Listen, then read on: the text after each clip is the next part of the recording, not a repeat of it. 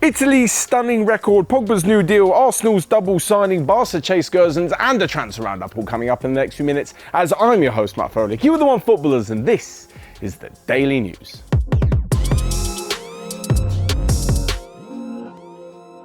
So first off, and to last night, where Italy continued their ridiculously good streak, and I'm not even just talking about the Euros. Yes, they've got 3 out of 3 wins, and they did that with a 1-0 victory over Wales last night. It sees them through as group winners, and Wales through a second, as despite the fact that Switzerland beat Turkey, they couldn't score enough to overcome Wales' goal difference.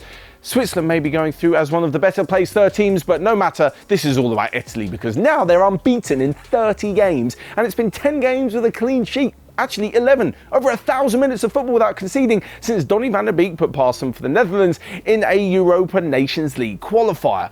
Honestly, when you've got this kind of defence, there's no way that Italy can't be favourites for the rest of the tournament. They only have to score 1 goal because there's probably a damn good chance they're not going to concede. They've been so good at the back, and even though they made 8 changes to the starting lineup yesterday, Roberto Mancini's side was still very good value for their win. Like I mentioned before though, Wales just managed to hang on to a defeat, which sounds a bit weird, but given the context, they've made it through. This is a very good performance from Wales, and it means they're back-to-back European championships, they've made it through to the knockout stages. As for Turkey though, absolute nightmare campaign. I hold my hands up, I was one of the many people who thought that given the players that they've got, they'd actually be a bit of a dark horse in the competition. Like, not going to win it, but maybe going to go a little bit further. So we're going to have to react to all of those videos where we said that Turkey would do well, but 3 defeats out of 3. Statistically, this is the 5th worst performance from a team in a European Championship ever. They have not had a great time of it. Of course, if you want to stay up to date on everything Euro related, you can check the OneFootball app and the VW OneHub. Of course, if you're watching this on YouTube, you can check the links down below. Moving on then, and to Paul Pogba, because of course, it wouldn't be a summer transfer window without talking about Pogba's future at Manchester United, but this time, it could be good news for Manchester United fans. Well, if you're a fan of Pogba, that is. There is a new deal on the table for the French star for around £400,000 per week. When he's playing for France, he's worth it. I just wonder if he's worth it when playing for Manchester United. We know he's got bags of ability, and it looks like United are slowly moulding their team for the future, but can they really fit Paul Pogba into the side? If they can and get him playing well, then he's probably worth a new contract. And if not, well, they don't exactly want to let his contract run out either. He's got 12 months to go, and losing him on a free, regardless of the player that Paul Pogba is in that current form, you still don't want to lose him on a free transfer. On top of all of this, if United are going to sign him up to a new deal, it may be with a view to actually selling him, but like I mentioned, just not losing him on a free.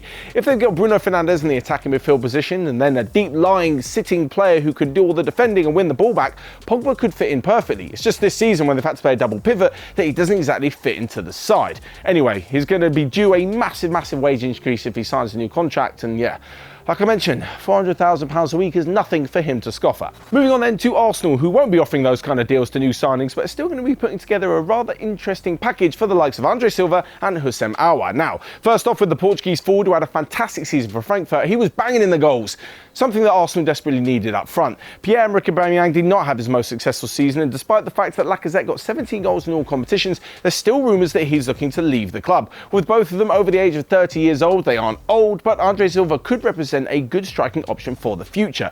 If they can get him in, it would just be how he fits into this Arsenal side.